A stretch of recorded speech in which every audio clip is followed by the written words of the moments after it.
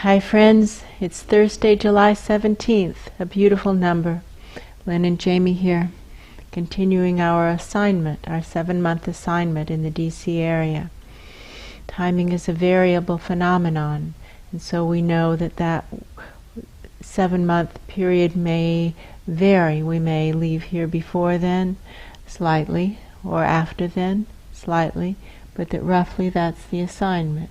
And that when we leave, we won't be going back to where we used to live. We'll be going elsewhere.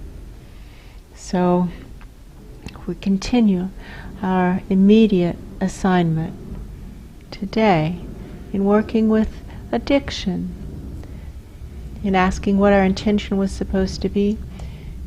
It became clear that addiction of all kinds is coming up for all of us on this biosphere. We're addicted to food, we're addicted to interactions with others, even though those interactions may be unhealthy for us. So the assignment for today's project is to heal the root causes of addictions for ourselves and all members of the biosphere, and whatever those addictions represent, in such a way as to align all of us with our soul plans and trigger the awakening whose time has come. And since work at the biosphere level can be so nebulous, it's very helpful for us to use our own lives as a barometer of how our overarching assignment is going. So we offer our lives as a barometer of success for our work on behalf of the biosphere. Now we begin. Where addiction is present, truth is absent. There's something going on that is not in alignment with truth. We at some level are believing that we need something that we don't in fact need. And asking about this, and this is with the commonly used definition of addiction as addiction to something that is no longer serving a purpose in our lives. Now there are such things as good addictions. Addiction simply means a strong attraction to something, right? Right. So we can be addicted to healthy activities, right? Right. We can be addicted to healthy phenomena, and that's a good thing, right? Right. But in this sense, we're using the word addiction to mean addiction to something, a strong attraction to something, a compulsion or pull to something that is no longer helpful for us. Right. It may have been helpful, it may have served a purpose, Right. but it's no longer serving a purpose. We as a biosphere, not just humans, but as a biosphere, by and large, like to be around others, quote, of our kind, unquote, right? Right. In spiritual seeking communities, it's common to use the phrase like-minded people, right? Right. Now, the question becomes defining that properly, right? Right. Because it's very hard to argue that being around like-minded people is good for us, right? Right. The question is, who are those people? What does that mean? What is a like-minded person? So, instantly we're in some room in the higher dimensions. There are beings right in front of us. And they're talking about goals and how keeping the goal in front of us is extremely helpful. And given the current assignment of learning to transcend the need for food, right? Right. Being with like-minded souls is extremely helpful. Like-minded souls being those who have also transcended the need for food, right? Right. Now, they are in short supply down here on Earth, right? Right.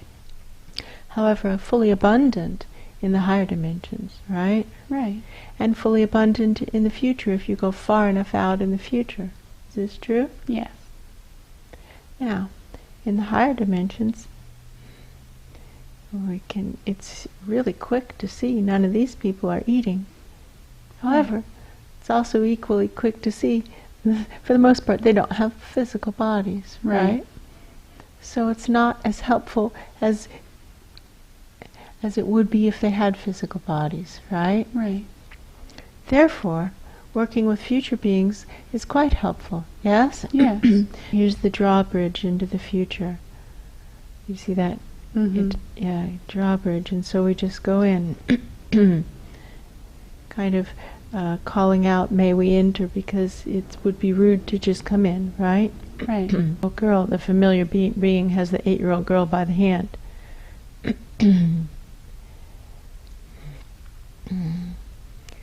And they'll bring the kit with us. It has sharp objects. The scalpels are on it. And so they don't want to leave us unsupervised, which is wise.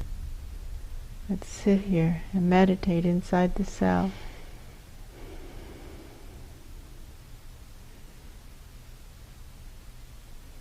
And notice how peaceful it is to do that, right? Right.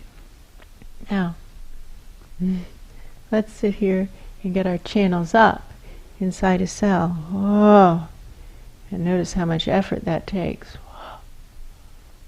Right? Right. Does it feel completely different than sitting here meditating inside the cell? Yes.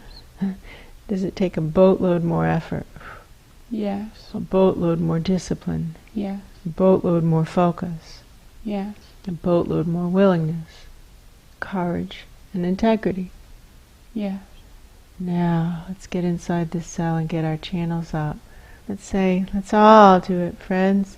Merging, merging, merging with this collection of cells that may possibly be this cells of this body-mind, right? Right. It may possibly be the cells of this biosphere, right? Right. Who knows what it means, right? Right. Does it matter? No. Merging with the collection of cells that's right for us to merge with right now. And what's right for us to merge with is whatever we can merge with while retaining our ratio, right?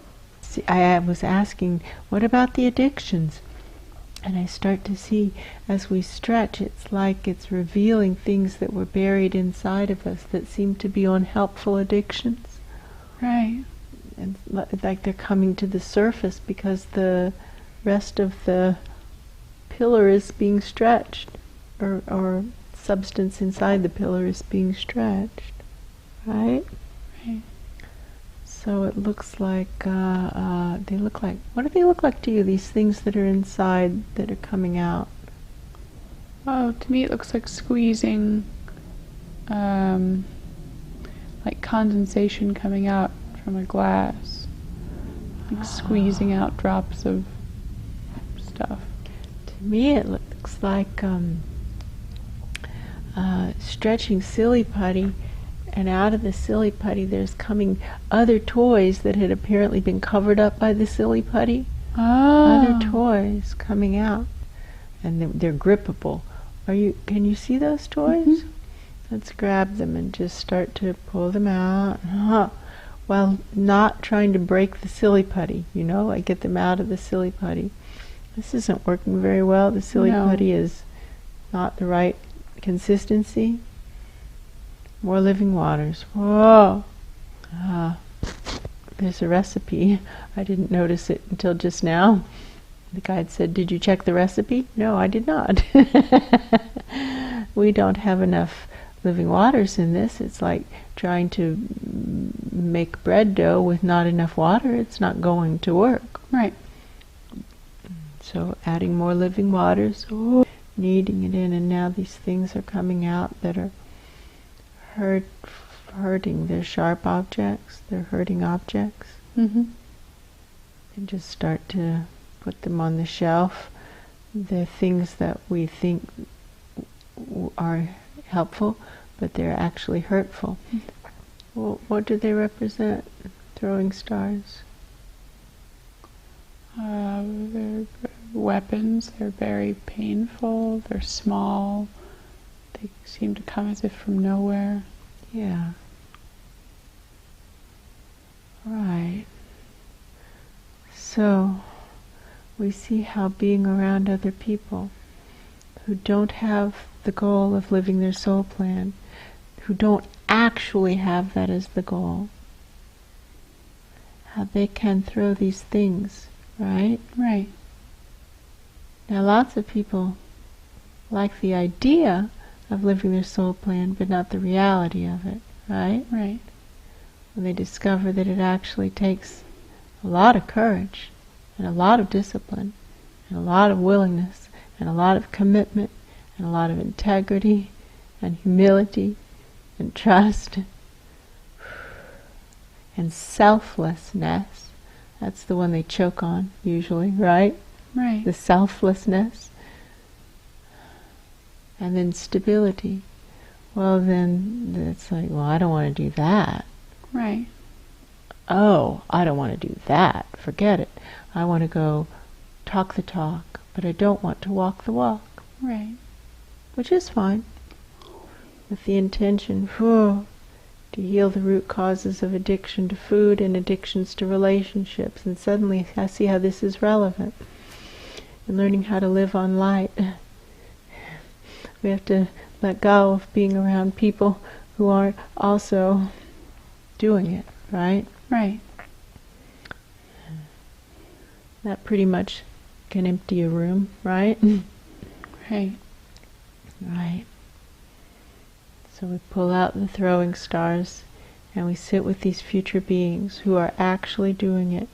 Look at how they have a lot of compassion in their eyes. Ask them, did they have to walk away from everyone they knew? Yes. Did they have to walk away from everything they knew? Yes. Did they have to? It's like being born again. Like being born again. Leave everything. Being born again. So letting go of that wider merge and focusing on a more narrow group. Those who actually want to do it for real, not for pretend.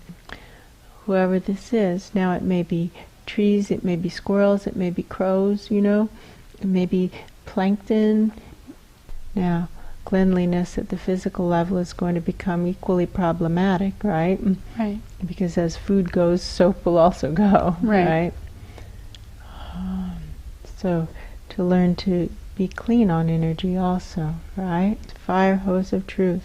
That fire hose of truth is big. We have to be willing to let go of the lies we think, right? Because addiction is addiction based on our unhelpful addictions based on truth. No. Our unhelpful addictions based on lies that we're telling ourselves. Yes. Yes. So we are all doing this.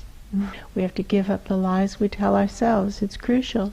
It won't happen without this, will it? No. So pulsing with the intention. And again, they look like those throwing stars. Sharp, flat, sharp objects. The lies we tell ourselves.